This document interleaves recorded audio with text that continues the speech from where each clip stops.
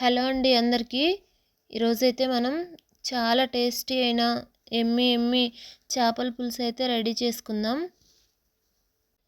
ఈ ప్రిపరేషన్ అయితే చూద్దామా. ముందైతే ఈ చేపల్ని నీట్గా కడిగి వాష్ చేసుకొని పెట్టుకోవాలి.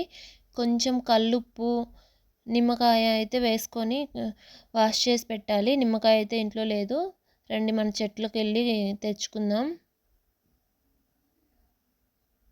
ఒక కాయ అయితే సరిపోతుంది ఇన్ని చేపలకి. ఇదిగోండి ఒకటే కాయ తీసుకొస్తున్నాను, ఒక కాయ దొరికింది. పచ్చిగా ఉంది అయినా రసం ఎక్కువ వస్తుంది. చూసారా ఎట్లా ఉందో రసం అయితే. ఇప్పుడే ఫ్రెష్గా కోసాం కదా.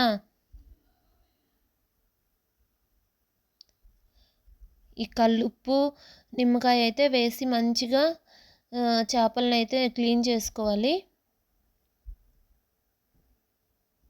చేపల్ని నీట్గా కనుక క్లీన్ చేయలేదంటే స్మెల్ వస్తుంది, నీచు వాసన అంటారు కదా, ఆ స్మెల్ అయితే వస్తుంది. ఆ వాసన ఉన్నప్పుడు కర్రీ ఎంత బాగా చేసుకున్నా కూడా స్మెల్ అనేది కూర చేసుకున్న తర్వాత కూడా వస్తుంది.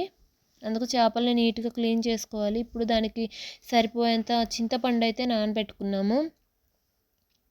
అది ఎంత అనేది ఎవరి క్వాంటిటీని బట్టి వాళ్ళు వేసుకోవచ్చు. చేపలైతే నీట్గా క్లీన్ చేసుకున్నాం కదా. ఆ తర్వాత దానికి మ్యారినేట్ కోసం అయితే కల్లుప్పు, ఇంకా పసుపు, కారం అయితే వేసాను.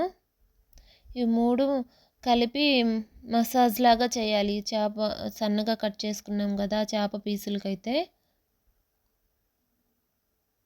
ఇదిగోండి ఇట్లా మంచిగా చేపలకి పసుపు, కారం, ఉప్పు అన్నీ పట్టేలాగైతే కలిపి పెట్టుకుందాము. ఇప్పుడు దానికోసం అయితే మసాలా రెడీ చేసుకుందాం. ఫస్ట్ కొంచెం ధనియాలు, మిరియాలు, మెంతులు, దాల్చిన చెక్క, కొంచెం మొగ్గ ఉంటుంది కదా, ఇవైతే వేసుకొని బాగా ఫ్రై చేసుకోవాలి.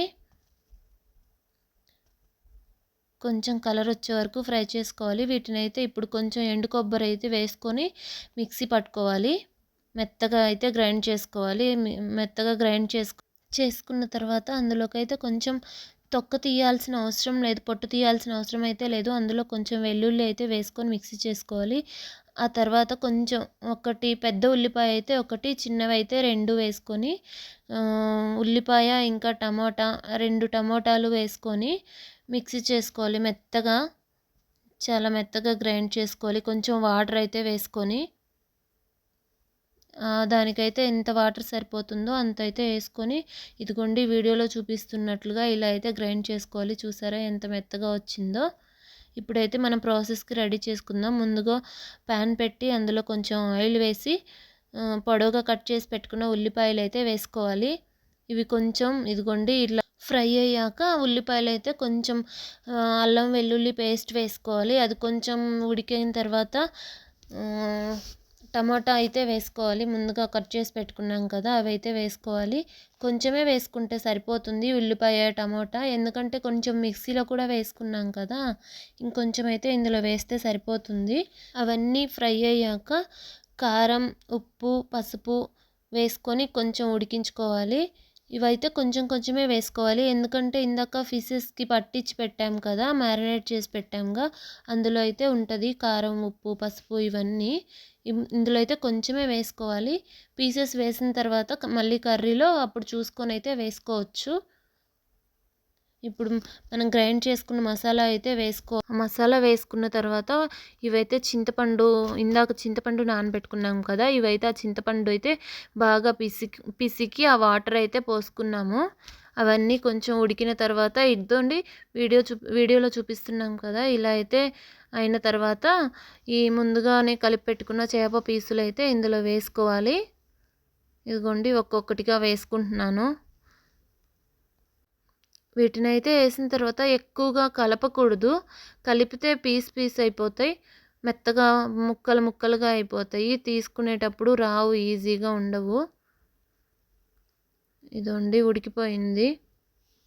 ఇదైతే టేస్ట్ చాలా బాగా వస్తుంది, చాలా సింపుల్, టేస్ట్ అయితే చాలా బాగుంటుంది. ఇప్పుడైతే కొంచెం కొత్తిమీర వేసుకోవాలి. కర్రీ అయితే రెడీ అయిపోయింది కదా, చూసారా ఎంత బాగుందో చూడ్డానికే. ఎమ్మీగా ఉంటుంది టేస్ట్ అయితే. ఒకసారి ఖచ్చితంగా ట్రై చేయండి. మేమైతే ఈరోజు రాగి సంగటిలోకి చేపల పులుసు టేస్ట్ అయితే చాలా వచ్చింది. పిల్లలు కూడా చాలా ఇష్టంగా తిన్నారు అందరూ. చూసారా, చూస్తుంటేనే నోరు ఊరిపోతుంది కదా. రాగి సంగటి చేపల పులుసు చాలా బాగుంటుంది కాంబినేషన్ అయితే. ఇలా మీరు కూడా ఒకసారి ఖచ్చితంగా ట్రై చేయండి. ఈ వీడియో మీకు నచ్చిందా? నచ్చితే ఒక లైక్ చేయండి, షేర్ చేయండి. మన ఛానల్ని ఫస్ట్ టైం చూస్తున్నట్లయితే సబ్స్క్రైబ్ చేసుకోండి. డైలీ ఇలాంటి మంచి మంచి వీడియోస్తో అయితే మీ ముందుకు వస్తాను. ఇంకా మీకు ఎలాంటి వీడియోస్ కావాలి ఏంటి అనేది నాకైతే కామెంట్ సెక్షన్లో షేర్ చేయండి. ఈ కర్రీని అయితే తప్పకుండా ట్రై చేయండి.